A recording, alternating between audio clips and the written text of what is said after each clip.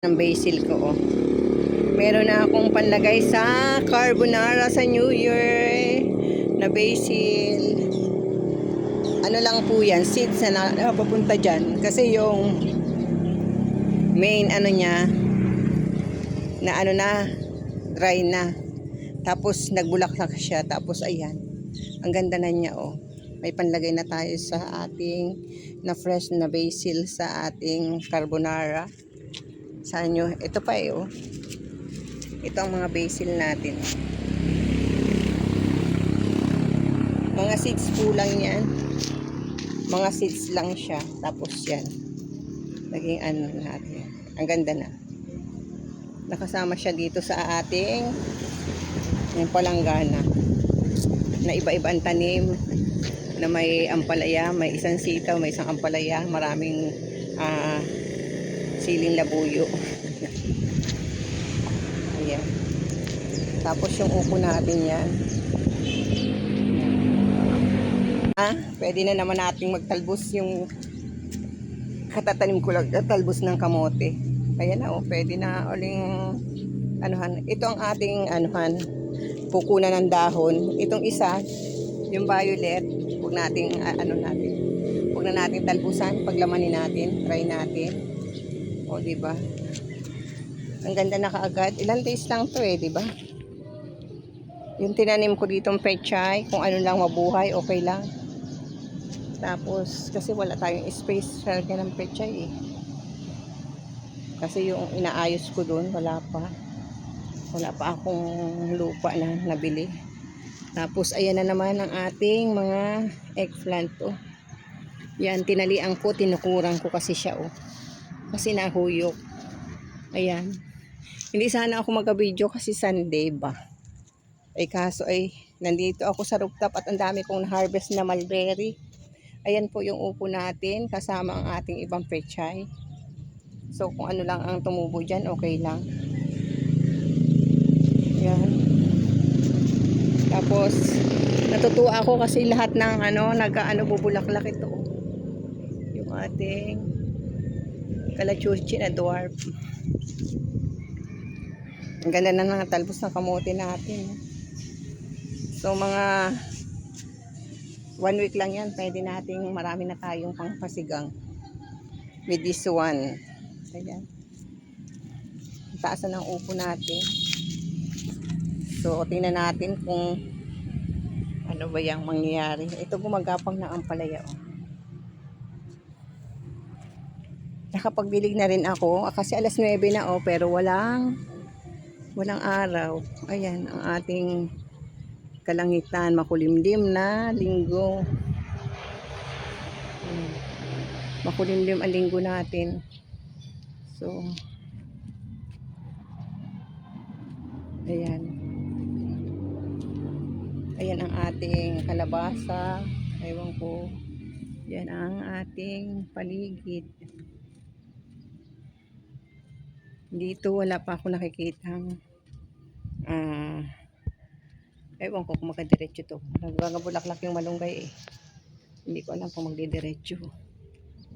So yung aking chiko may may bulaklak.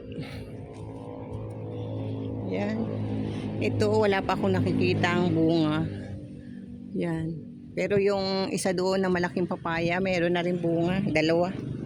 Dalawa na nakikita ko, ito wala pa rin. Anyway, yan lang po ang ating update sa rooftop. Today is Sunday, December 7, 2025. Bukas, Immaculate Conception na pesta. O pesta na sa amin sa Buwak, Marinduque. Happy Tuesday guys. Ito oh, ang ganda oh. 6:22 in the morning. Ayan ang ating haring araw. Sumisikat na siya. Sumisikat na. Tapos, update natin sa rooftop. Ilang araw akong hindi nag-update, no? Kasi nga, bisibisihan ba ang mother? Yung upo natin, tinanggal ko yung 3 piraso, 2 na lang ang iniwan ko dito. Ayan. Yan na lang ang iniwan ko, dalawa. So maganda na siya. Ang ating ampalaya, ayan, gumagapang na rin. Tapos, yung ating eggplant. Ang ganda na. Laki ng taghihawat ko. Wow, umiibig. May taghihawat. Kunoy lang yun. Ayan o, gumanda ang ating eggplant. Ayan. Ang mahal pa rin ang kilo ng eggplant in fairness. Ayan o. Ayan. Ayan. Tapos marami pang bunga, marami bulaklak. Magmula nung inano ko siya, yung tinukuran ko pa, gumanda siya. Tapos yung iba nating kamatis ay may mga bulaklak na. Ito, tatanggalan natin ng ganito o. Para magdiretso siya ba. Yan o, ganyan. Yan. Para magdiretso siya. Yan. Kasi kahapon nagtanggal na rin ako. Yung ating, nakakatuwa o. Yung ating talbos ng kamote, pwede na yan o. Ito yung upo. Kahapon ako, Diyos ko, naglulupay pa ito. Na-survive o. Ayan. Tapos may upo din akong nilagay dito. Ang dami nating upo. Ewan ko lang kung masurvive lahat. Tapos yun lang. Ito yung compost natin. Ilalagay natin sa tanim. Yan. Tapos yung nandito sa ating side dito. Ito na ang gaganda na. Yan, nagdagdag ako ng compost dyan. At saka lupa. Yan, ang gaganda na oh. Diba? Yung ating nag-iisang sitaw. Pero may langgam na oh.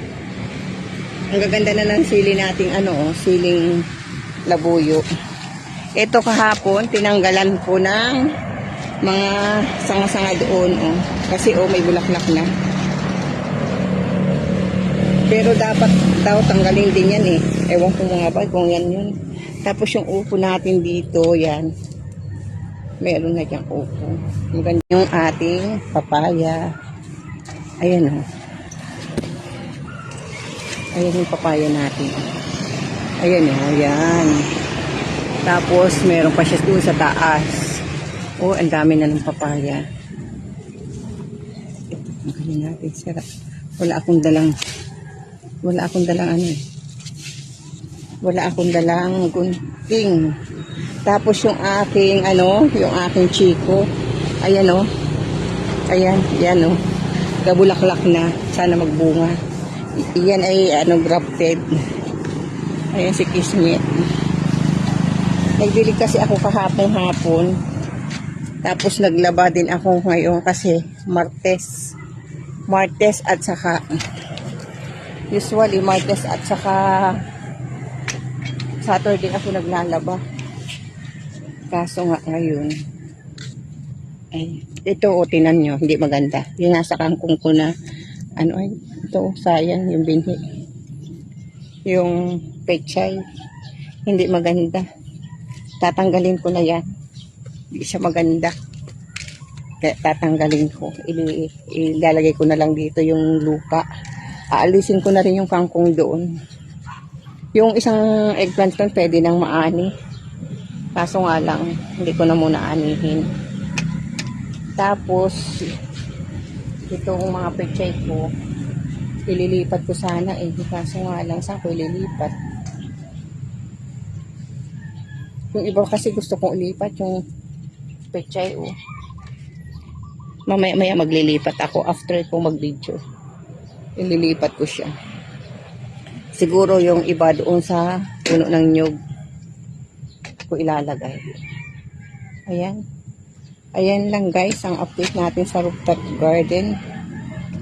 Nagagandahan ang ating mga tanim. Ayan lang guys.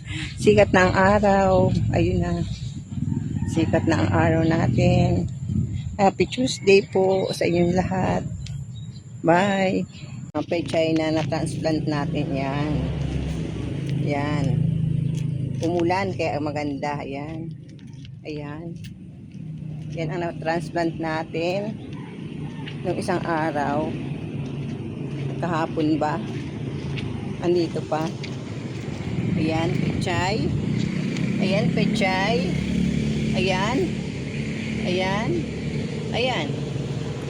Ayan. Kahit ilang piraso lang. Ganda na nito. Pero usog. Ganda na. Yan na ang ating kagandahang halaman. Ito, ano na. Pumulaklak na yung atis. Yan. Ismit ka, inat na ulan. Mababa uli ako. Oo, ito. Ayusin natin. Para doon siya umano. Yan. Umulan guys, kaya ngayon lang ako nakaakyat. Ang oras na 7:31. So, umulan, kaya ngayon lang umakyat. Matulas din ang hagdan, kaya ingat-ingat. Ang gaganda ng aking ano. Ito. Yung upo dito talaga ang ganda na. Ayan.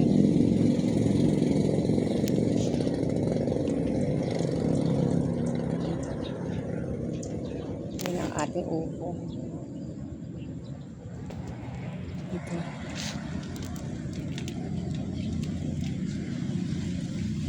Ito ang ating eggplant. Pwede na dapat magsigang tayo. Kasi yung talbos ng kamote natin, ang gaganda na talaga. Ayan na